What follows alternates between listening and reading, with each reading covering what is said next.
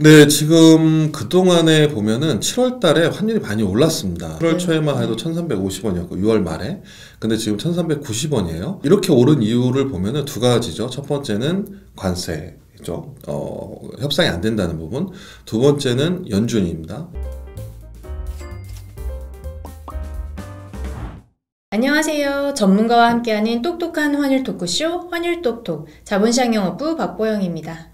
안녕하십니까, 이코노미스트 문정입니다. 지난주 저희 영상 굉장히 많은 분들이 봐주셨는데요. 네. 댓글도 많이 달아주시고 앞으로도 더 알차고 재밌는 환율 이야기 들려드릴 수 있도록 노력하겠습니다. 지난주 1370원대에서 마감했던 달러원 환율은 이번 주 다시 한번 1390원대를 돌파하며 상승세를 보였는데요. 어떤 이슈가 영향을 줬는지 키워드로 정리해 보겠습니다. 이번 주 외환시장 주요 이슈로는 지속되는 관세 리스크, 또 관세로 인한 미국의 물가 상승 우려, 그리고 트럼프의 연준 압박 세 가지를 꼽을 수 있을 것 같은데요.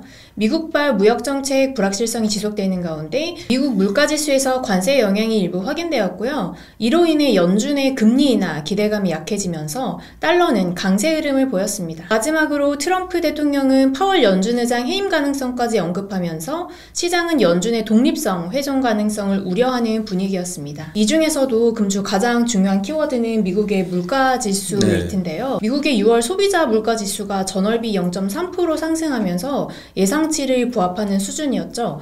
근데 달러는 상승을 했단 말이죠. 네. 지난주 저희 퀴즈가 CPI가 예상보다 낮게 나올 경우 환율이 오를까요? 내릴까요? 였는데 이에 대한 답변과 함께 이번 미국 CPI에 대한 자세한 설명 부탁드립니다. 네, 지난주 시장에서 가장 주목한 거는 미국의 6월 소비자 물가였던 것 같아요. 그 전주에 미국 고용이 나왔었고 고용도 예상보다 잘 나왔어요. 그러니까 관세가 지난 4월달 부과됐음에도 불구하고 3개월 동안, 그러니까 4월이죠, 5월, 6월 두 달 동안 고용도 나쁘지 않았고 그 다음에 물가도 이번 6월 물가 보면은 예상이 거의 부합했거든요. 근데 이제 이전에 비해서 이전에 0.1, 0.2 이 정도 나왔다가 이번 이제 6월 달에 0.3 정도 오르긴 했어요. 근데 이게 예상치에 부합했던 부분이고, 그럼 물가 이제 오를 거냐라고 봤을 때 좀 의견은 좀 엇갈린 것 같아요. 첫 번째는 이제부터 물가가 오를 것 같다라고 보는 부분도 있는데, 왜냐면은 그 세부 항목에서 이번 6월 달에 물가 오른 것 중에 하나가 중고차 가격이 올랐거든요.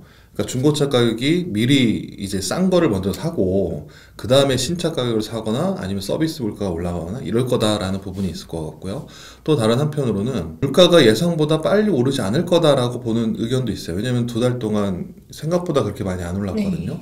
왜 안 올랐냐라고 봤을 때 일단 수입하는 기업들, 그러니까 미국이죠. 미국에 수입하는 기업들이 아직까지는 수입 가격에, 그러니까 판매 가격에 관세를 매기지 않았다라는 거, 부과하지 않았다. 왜냐하면 이거는 수입 기업들 입장에서는 내부적으로 그 비용을 이미 이제 안으로 이제 스며든 거죠. 아직까지는 이제 소비자한테 전가하지 않았다라는 부분이고, 반대로 수출 기업들, 그러니까 다른 나라 국가들이 미국에 상품을 납품할 때 관세를 올리는 부분을 자기가 흡수해서 관세가 상품 가격을 매겼다라는 거죠. 그래서 대략적으로 아마 시차가 좀 있을 거다. 근데 생각보다 관세가 물가에 미치는 영향이 제한적일 수 있다라는 부분이 얘기가 있습니다. 그러니까 한편으로는 이제부터는 오를 거다라는 부분이고, 근데 계속 안 올랐다는 거죠. 또 한편으로는 생각보다 기업들, 수입 기업이나 아니면 수출 기업들이 내부적으로 비용을 컨트롤할 수 있기 때문에 소비자한테 전가하는 게 크지 않을 거다라고 보는 의견이 있습니다. 근데 그럼에도 불구하고 사실 물가가 뭐 크게 오르지 않았지만은 환율은 좀 올랐어요. 근데 그런 부분은 물가는 비교적 안정적. 그 다음에 이제 생산자 물가, 수입 물가도 예상보다 좀 낮게 나왔긴 했거든요. 그러니까 물가가 안정적인데 그런데도 불구하고 고용이 나쁘지 않았고, 또 최근에 미국 경제지표가 그렇게 나쁘지 않았기 때문에 미국 연준이 생각보다 빨리 금리 인하를 안 할 거다라고 보는 의견도 있고요. 또 지난주 아까 말씀 나온 것처럼 트럼프 대통령이 파월 의장 해임 얘기까지 있었잖아요. 물론 이제 안 하겠다라고 얘기는 했지만 그런 부분이 오히려 불확실성, 그러니까 연준에 대한 정책 불확실성, 금리 인하가 언제 될지 모른다는 부분이랑 또 하나는 연준의 독립성 훼손 문제, 이런 것들이 오히려 안전자산 선호 영향을 미치지 않았나. 그러니까 실질적으로 물가는 예상에 부합했고 그렇게 나쁘지 않았지만은 그 외적인 요인들이 오히려 시장의 불안감을 키우면서 오히려 환율에 좀 상승 요인으로 작용하지 않았나라 보고 있거든요. 그러니까 지난주 물가 나오고 나서 지난주 같은 경우에 보면은 전반적으로 달러는 강세였어요. 그래서 그런 부분들은 아무래도 물가나 이런 것들보다도 그거는 어느 예상에 부합했지만 다른 요인들이 더 시장이 좀 불안감을 좀 키우면서 달러 강세 요인으로 작용하지 않았나라고 봐야 될 것 같습니다. 네, 말씀해주신 것처럼 이번 주는 미국발 정책 리스크가 결국은 달러 강세를 지지했다고 볼 수 있을 것 같은데요. 다음 주는 또 저희 어떤 지표들이나 이벤트 주목할 수 있을까요? 네, 다음 주에는 뭐 중요한 지표들보다는 또 관세가 계속 얘기 나오겠죠. 왜냐하면 8월 1일이 이제 2주밖에 안 남았기 때문에 네, 관세가 과연 협상이 될 거냐라는 부분이고, 또 트럼프 대통령은 계속적으로 무역 상대국의 관세 압박을 계속 할 것 같고요. 또 하나는 22일 날 이제 파월 의장 연설이 좀 있습니다. 물론 이거는 공식적인 연설이기 때문에 실제로 파월 의장이 여기서 무슨 얘기를 할 거냐라는 부분은 뭐 중요하진 않겠지만은, 그래도 최근에 미국 정부 트럼프 대통령의 파월 의장 압박, 해임설 얘기가 있기 때문에 거기에 대한 파월 의장의 입장이 나올 수도 있다. 그래서 그런 부분을 좀 봐야 될 것 같고요. 또 주 후반에 24일은 한국에서 이제 2분기 GDP 속보치가 발표될 예정입니다. 지난주 18일 날 중국의 2분기 속보치가 나왔거든요. 근데 예상보다 잘 나왔어요. 그래서 아마 한국도 1분기는 워낙 안 좋았잖아요. 뭐 정치 불확실성도 있었고 수출도 안 좋았고 투자는 거의 침체였고, 근데 2분기는 좋아지겠지만 얼마나 좋아질 거냐라는 부분이 좀 관건입니다. 근데 그 중에서도 아무래도 이제 지금 현재 환율을 올라가는 요인, 관세, 그 다음에 두 번째가 트럼프 대통령의 파월 의장 압박, 이 두 가지이기 때문에 한국 GDP보다는 아무래도 미국에 대한 대외 불확실성, 정책 불확실성 이런 것들이 환율에 더 큰 영향을 미치지 않을까라고 보고 있습니다. 그 말씀해주신 것처럼 트럼프 대통령이 연준 의장을 계속해서 압박을 하고 있는데요. 네. 이 부분에 대해서 좀 궁금한데, 네. 트럼프 대통령이 1기 행정부 때도 그랬는데 요즘도 그 이슈 메이킹을 끊임없이 하고 있잖아요. 네. 뭐 연준 의장을 비난하고 금리 인하를 지속적으로 요구하고 해임설까지 나오고 있는데, 이런 것들이 어떤 그냥 단순히 이슈 메이킹에 그치는 건지 아니면 정책적으로 뭐 영향을 미칠 수 있는 건지, 또 시장형은 어떤지 궁금합니다. 그렇죠. 사실 과거에 보면은 이제 대통령이 연준 의장을 불법이 아닌데 해임한 적은 없었어요. 네. 지금까지 미국 사례에서. 그래서 어렵다라고 보통 보고 있거든요. 근데 최근에 이제 트럼프 대통령이 이제 그 문제 제기한 거는 연준의 내부 공사, 인테리어 공사하는데 너무 비용을 많이 썼다라고 얘기. 근데 그게 불법이냐라고 했을 때 불법은 아니거든요, 사실. 그래서 그런 것들로 해임하기는 어렵지 않느냐라고 보고 있는데, 지금까지 트럼프 대통령의 발언이나 행동, 실행력 이런 걸 봤을 때는 예측이 어렵잖아요, 사실. 맞아요. 예측이 어렵죠. 어떻게 할지 모르기 때문에. 그래서 안 할 거다라고 보기도 어렵고, 대신에 계속적으로 제가 봤을 때는 트럼프 대통령의 성향 자체가 강력한 위협을 하고 거기에 대해서 약간 굴복시키는 그런 것들을 원하기 때문에 아마 이런 부분이 연준의 금리 인하 압박으로 이어지지 않을까라고 보고 있거든요. 근데 이제 그러면 시장에 어떤 영향을 줄 거냐라는 부분인데, 일단 달러를 좌우하잖아요, 정책적으로. 뭐 글로벌 금융시장의 금리와 환율에 대한 미침이 워낙 크기 때문에. 근데 연준의 정책이 흔들린다라는 부분은 상당히 불확실하다라는 거거든요. 연준의 통화 정책에 대한 불확실성, 이것은 사실 위험 회피 요인으로 볼 수 있는 거죠. 그렇기 때문에 트럼프 대통령이 파월 의장의 해임설 아니면 해임에 대한 압박 이런 것들은 단기적으로는 불확실성 요인이기 때문에 환율의 상승 요인, 그러니까 달러 강세와 원화 약세를 유발하는 요인이 될 거예요. 지금도 이제 약간 그런 현상이고, 그런데 만약에 교체를 앞두거나 교체가 된다고 했을 때 트럼프 대통령이 얘기했던 게 2.5까지 내려라라는 게 요구였거든요. 그렇기 때문에 최근에 보면은 약간 비둘기파적인 연준 이사들, 뭐 크리스토퍼 월러나 뭐 미셸 보우마이나 이런 사람들이 계속적으로 7월 금리 인하를 얘기하고 있거든요. 7월 말에 있을 FOMC에서.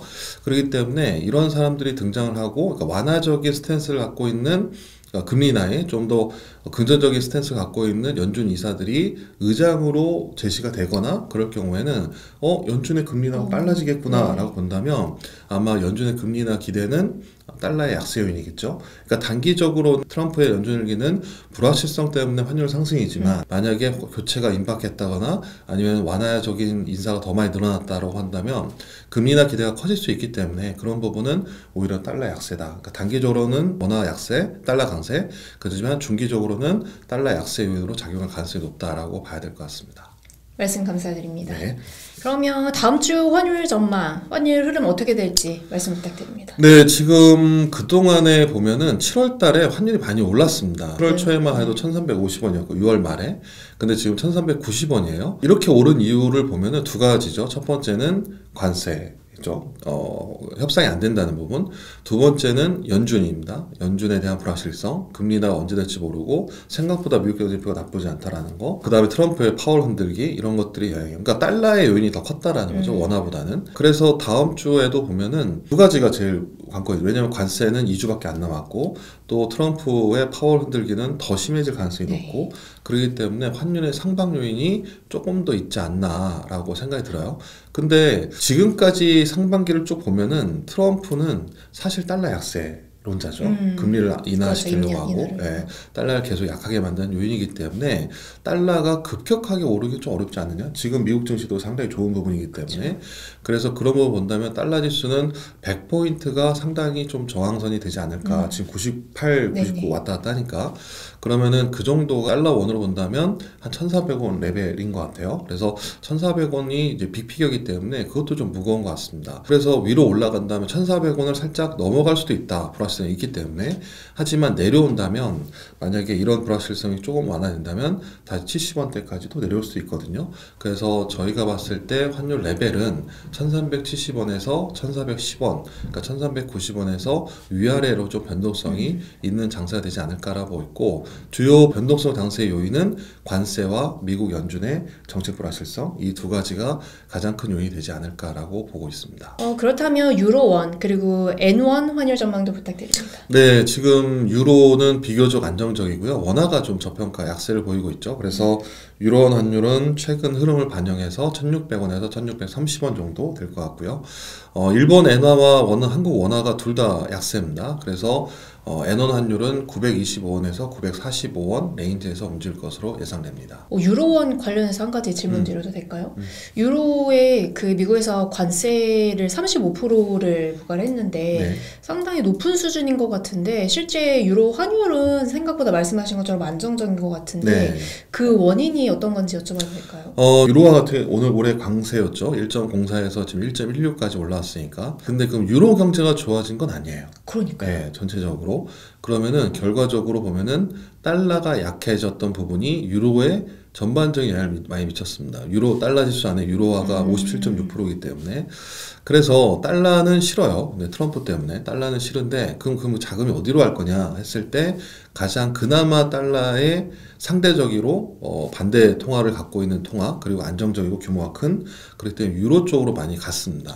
그래서 유로화의 강세는 달러 약세에 거의 비슷합니다. 흐름 자체가.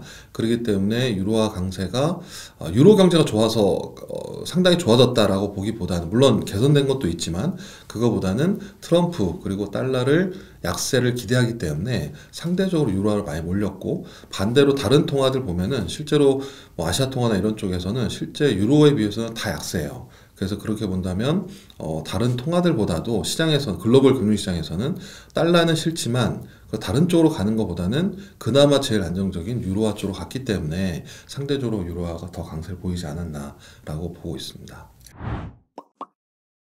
자, 그럼 이번 주도 오늘 영상을 바탕으로 퀴즈 나갈 텐데요. 앞서서 우리 관세 협상에 대해서 말씀을 해주셨는데 한국과 미국의 관세 협상이 타결이 된다면 달러원 환율에는 어떤 영향을 미칠까요? 자유롭게 댓글 남겨주시기 바랍니다. 오늘도 환율 이야기 쉽고 재밌게 전해드렸습니다. 저희는 다음 주에 더 알찬 내용으로 찾아뵙겠습니다. 감사합니다.